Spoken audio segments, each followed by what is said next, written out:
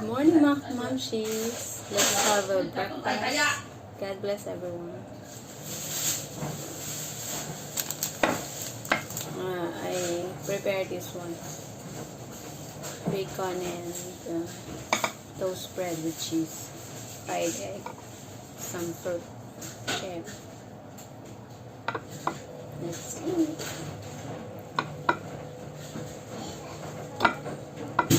Put the bacon in this grill bell pepper with egg.